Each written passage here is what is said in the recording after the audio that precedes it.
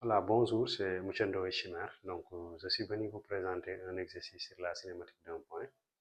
Alors, ici, on nous dit les variations de la vitesse d'un mobile en mouvement rectiligne sont représentées sur le graphe ci-contre. Petit 1, déterminer la vitesse à t égale 0 et à t égale à 10 secondes et calculer l'accélération et conclure. Alors, on va commencer par d'abord présenter le graphe tout en montrant que ce graphe-là contient trois phases. La première phase, c'est une phase où la vitesse augmente. La deuxième phase, c'est une phase où la vitesse reste constante. Et la troisième phase, c'est une phase où la vitesse diminue. Alors, sur ce graphe, donc, on a aussi le temps. La vitesse est exprimée en mètres par seconde et le temps est exprimé en secondes. Alors, sur la première question, on nous a demandé de déterminer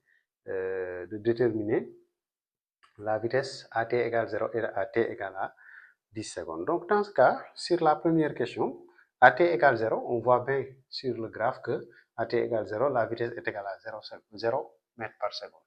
Et à t égale à 10 secondes, la vitesse est égale à 8 mètres par seconde. Maintenant, on doit calculer l'accélération. On sait que lorsque t appartient entre 0 et 10, lorsque le temps est là entre 0 et 10, dans ce cas, la vitesse augmente au cours du temps. Et pour calculer l'accélération, on applique cette formule de l'accélération moyenne. Et cette accélération, on l'appelle A1 parce qu'on est sur la première phase. A1 est égal à delta de V sur delta de T. Accélération moyenne, delta de V, ça veut dire variation de la vitesse. Ça veut dire vitesse finale moins vitesse initiale sur temps final moins temps initial ou bien sur la durée. Donc là, si on le fait, on trouve 0,8 mètres par seconde carré. Et on peut conclure que ce mouvement est un mouvement rectiligne uniformément accéléré. C'est un mouvement rectiligne uniformément accéléré puisque la vitesse augmente au cours du temps. On arrive à la question 2 où on nous demande de déterminer la vitesse à t égale à 10 secondes et à t égale à 13 secondes. Et dans ce cas, ce qu'il faudra faire, c'est de déterminer à t égale 10 secondes d'abord, on a 8 mètres par seconde, et à t égale à 13 secondes, on a 8 mètres par seconde. Donc, en regardant ce graphe, on voit qu'à t égale à 10 secondes, on a 8 mètres par seconde, à t égale à 13 secondes, on a encore 8 mètres par seconde. Donc là, la vitesse ne varie pas au cours du temps lors de la deuxième phase.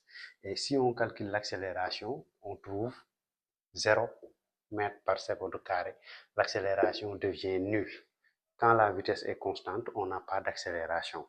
Ce qui fait qu'ici, on peut conclure qu'on est dans un mouvement rectiligne uniforme. Quand on dit mouvement rectiligne uniforme, c'est un mouvement dont la vitesse V égale à une constante. À la troisième phase, on est là, entre 13 et 15 secondes.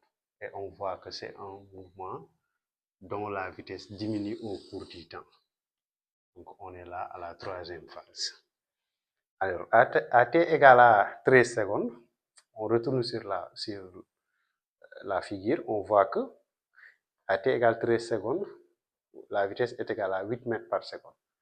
Et à t égale à 15 secondes, on voit que la vitesse est égale à 0 mètres par seconde. Donc, la vitesse à 15, c'est 0 mètres par seconde. Et là, maintenant, lorsqu'on a les deux vitesses, l'objectif, c'est de calculer l'accélération. Et comme l'accélération, c'est une accélération moyenne, A égale à delta de V sur delta de T, variation de la vitesse sur variation du temps. Mais n'oubliez pas que la variation de la vitesse, c'est toujours finale moins initiale. Or, la vitesse finale ici, c'est là. Parce que sur cette phase, c'est de 13 à 15, donc la vitesse finale, c'est 0, moins la vitesse initiale qui est 8 sur le temps final moins le temps initial. C'est 15 moins 13, donc on obtient moins 4 mètres par seconde carré. Donc ici, l'accélération est négative. Et on peut trouver une accélération qui est négative, puisque quand l'accélération est négative, cela veut dire qu'on est dans un mouvement rectiligne uniformément décéléré. Voilà, cela veut dire qu'on est dans un mouvement rectiligne uniformément décéléré. Donc, question 4, où on demande de calculer la distance parcourue par le mobile.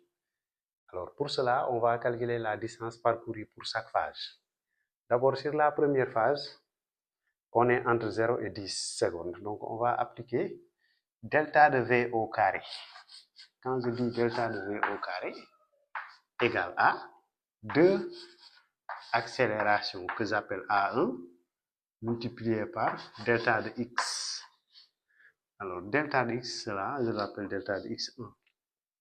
Alors, ça, cela veut dire delta de V, cela veut dire la variation de la vitesse au carré égale à 2 fois l'accélération multipliée par la variation de la distance. Alors, nous, l'objectif, c'est de calculer ce delta de X là.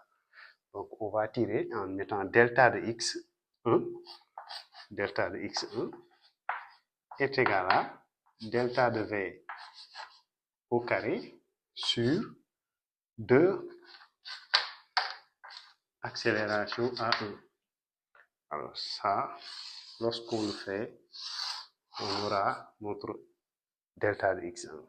Alors on peut poser pour voir ce que ça va donner. Ici, on a delta de X1 est égal à la vitesse finale, ça fait 8 au carré, moins 0 au carré sur 2 fois 0,8 secondes. Alors ça, lorsqu'on le calcule, on se retrouve avec une valeur qui est égale à 40 mètres. Donc, delta de X1 est égal à 40 mètres. Donc, c'est ça la distance parcourue pendant la première phase. Maintenant, on va aller chercher la distance parcourue pendant la deuxième phase. Alors, quand on dit la distance parcourue pendant la deuxième phase, c'est lorsque le temps appartient entre 10 jusqu'à 13 secondes. Et dans ce cas, il faut faire très attention, on est dans un mouvement uniforme. Et lorsque le mouvement est uniforme, la vitesse ne change pas. Et là, vous ne pouvez pas appliquer ça. Ce que vous pouvez faire, c'est de dire que ici, la variation de la distance parcourue, qu'on appelle delta x2, est égale à la vitesse v multipliée par delta de t, égale à la vitesse v multipliée par delta de t. Ici, la vitesse ne varie pas, on est sur la deuxième phase. Donc ici, lorsqu'on dit ça, cela veut dire que la vitesse v est égale à 8 mètres par seconde, puisque la vitesse ne varie pas, on est dans un mouvement uniforme, donc v égale à 8 mètres par seconde, et le delta de t sera égal à 3 secondes. Et nous, on a besoin de la durée delta de t. Et là, lorsqu'on calcule ce delta de x2, on aura 8 multiplié par 3, et 3 fois 8, ça nous donne 24. Donc, ce qui veut dire que delta de x2 est égal à 24 mètres. Donc, la deuxième phase, qui est la phase uniforme, le mobile parcourt 24 mètres. Maintenant, ça reste la troisième phase, la phase où le mobile décélère. La T appartient entre 13 et 15 secondes. Alors, pour cette phase, si on arrive sur cette phase-là, qu'est-ce qui se passe? Là, il y a une accélération, sauf que l'accélération est négative, on dit qu'on est dans un mouvement retardé, et dans ce cas, on applique la formule delta de V, comme on l'avait appliqué, delta de V au carré est égal à 2 accélérations A3, c'est l'accélération A3, parce qu'on est sur la troisième phase, multiplié par delta de x3. Mais nous, notre objectif, c'est de tirer delta de x3. Donc, on tire delta de x3 ici. Delta de x3 est égal à delta de v au carré sur 2 à 3. Voici notre formule. Et c'est ça qu'on... Delta de x3 est égal à la vitesse finale, Ici, la vitesse finale, c'est 0. Donc, on a 0 au carré moins 8 au carré sur 2 fois l'accélération. L'accélération, on avait trouvé moins 4. 8 mètres.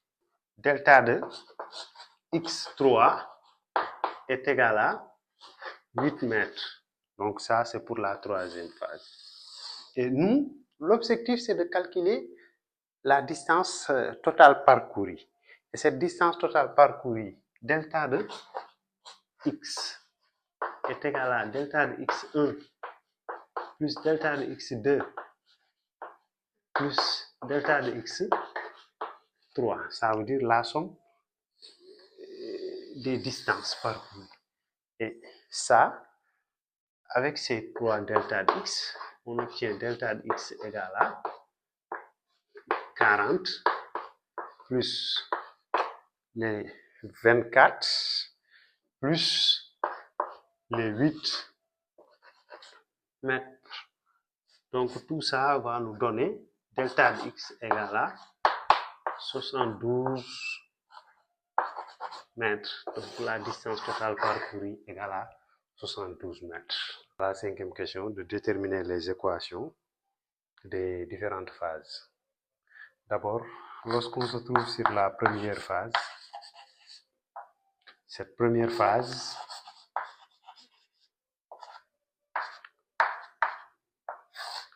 nous avons un mouvement rectiligne uniformément accéléré. Lors de la première phase, on peut dire que l'équation horaire est sous cette forme. X de t égale à 1 demi A1 facteur de t moins t0 le tout au carré plus V0 facteur de t moins t0 plus x0 que je vais appeler x01.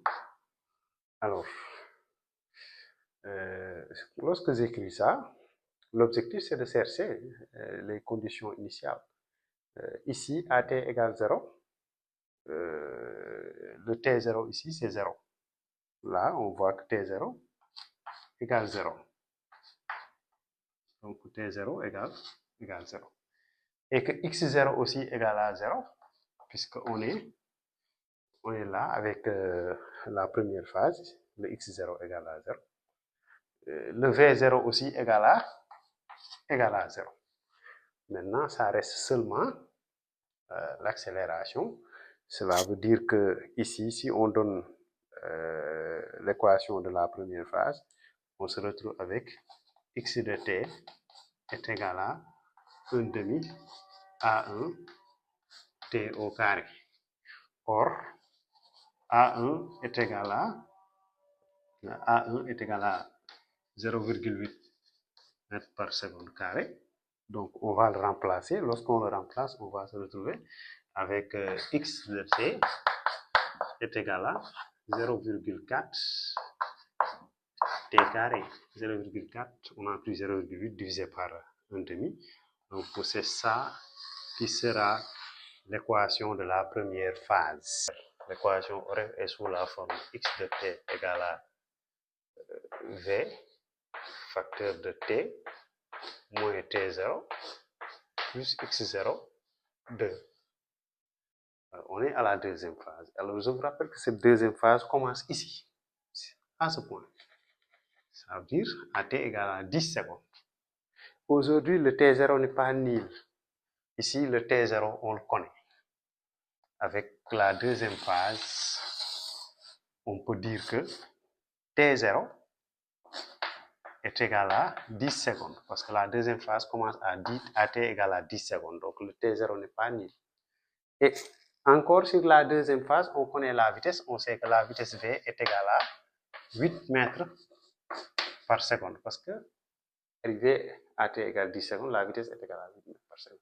Mais aussi la distance x2 aussi x02 n'est pas nulle. Ici, x02, c'est la distance parcourue pendant la première phase qui va représenter le x02. Et cette distance parcourue pendant la première phase, on l'avait calculée. Hein? c'était 40. Mais si vous voulez aussi, vous pouvez vérifier en prenant la durée, vous le remplacez ici, ça sera 10 au carré, ça vous donne 100 fois 0,4, ça va vous donner 40 mètres. Donc le x0 ici égale aussi à 40 mètres. Maintenant, on a tous les paramètres qu'on doit remplacer pour obtenir notre équation horaire.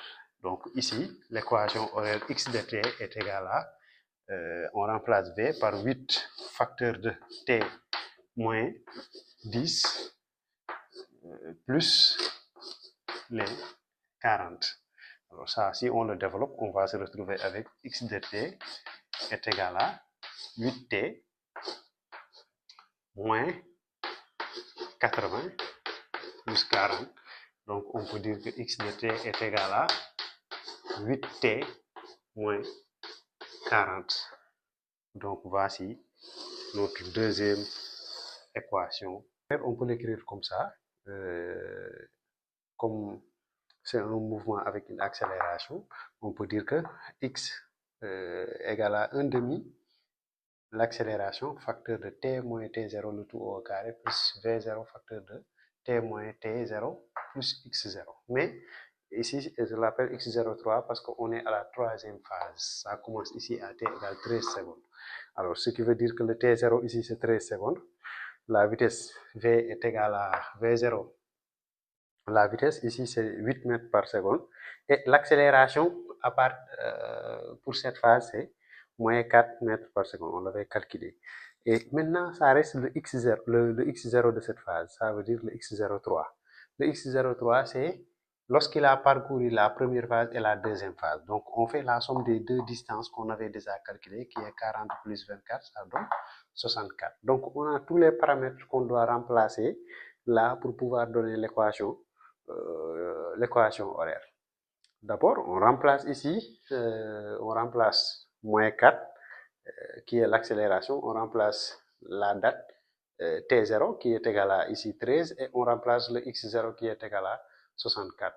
Donc, après avoir développé, on se retrouve avec cette équation qui est l'équation horaire de la troisième phase. Donc, on trouve moins 2t carré plus 64t moins 378